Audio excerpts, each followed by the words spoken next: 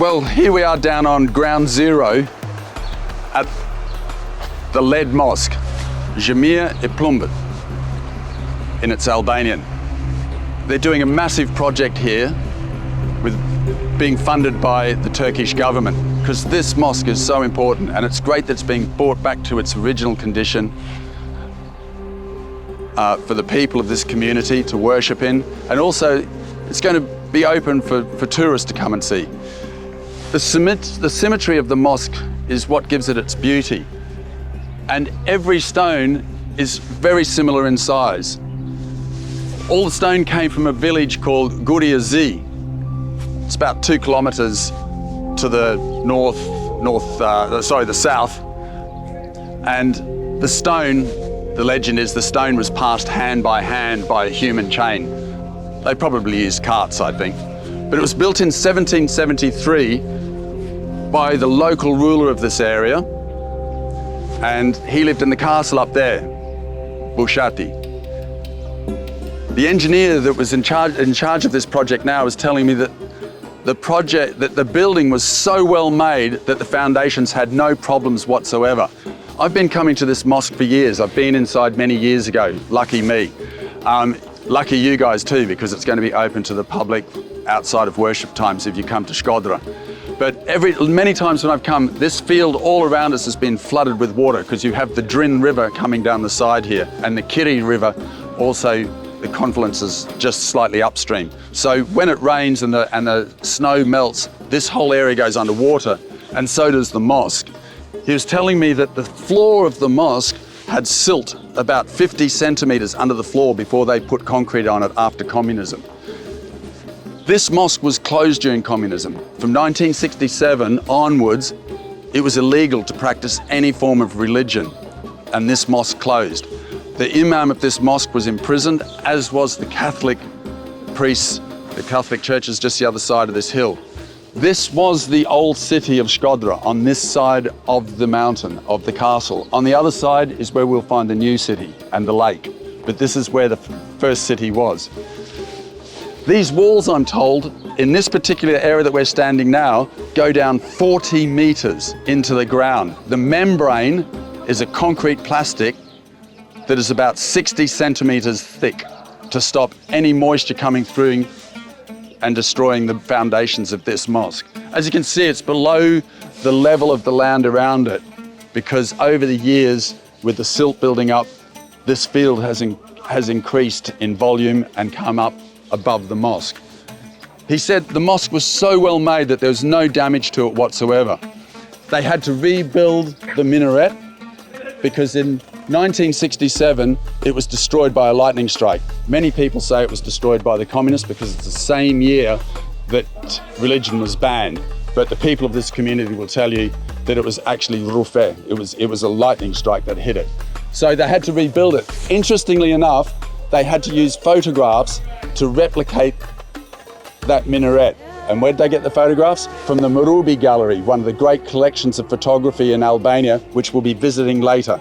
And that's a good point to move on to that after we've been inside this mosque. 2 more interesting things about this mosque.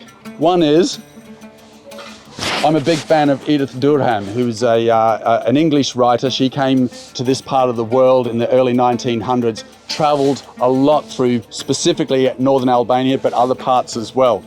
She was so loved by the Albanians because she stood up for their independence. She voiced her opinions to diplomats. Back in London at the conference there in 1912, she stood up to say Albania is a country and it needs to have its own identity and its own sovereignty, which a lot of the other international powers weren't in agreement with. She also started the Anglo-Albanian Association with another Englishman. So she was allowed into this mosque. There were lots of consulates here because this was an important city and a lot of foreign consulates. And a lot of the consulates wanted to get inside that mosque to see it because it's such a special mosque. It's unique. There's no other mosques like this in Albania. It's Ottoman in its design. Bushati wanted to have a mosque that was similar to the regal mosques of Istanbul to show his prominence and importance in the area. That's why it has this Ottoman architecture. It's not like the one in the center of Tirana, that is much more Albanian in its architecture and other older mosques in Albania. This is very unique. It's a beautiful mosque. The symmetry is fantastic. The consulates were very upset that they weren't allowed in, but Edith Durham was allowed into this mosque. She was invited in, and to show how much the Albanians respected and loved Edith Durham, they said that she didn't have to take her shoes off when she entered this mosque. She did, however, take them off. She's a polite woman. But that just shows how much they loved her. The consulates in this area, they were very annoyed that this English woman was allowed in and they had never been given permission. That makes it really special from a British perspective. But also, at the collapse of communism, there was a massive gathering here at the end of 1990.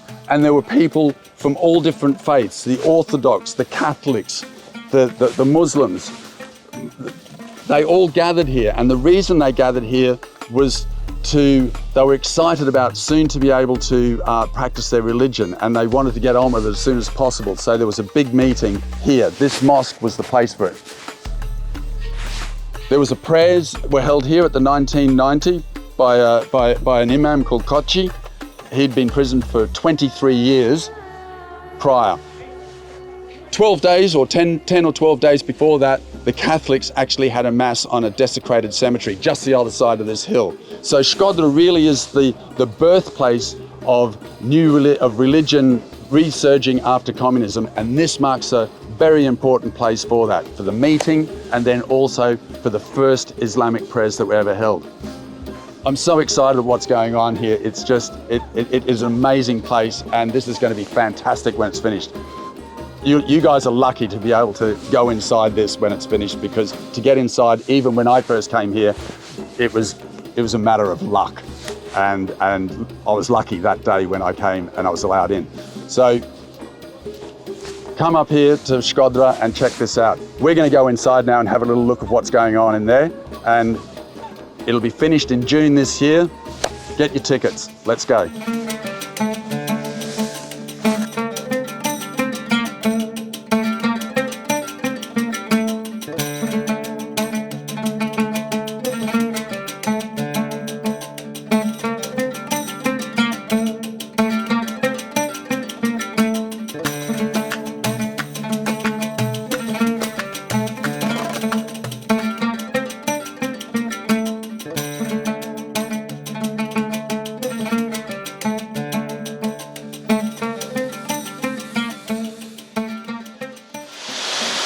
This is, I believe it's the only mosque, Ottoman mosque in Albania with a courtyard at the entrance.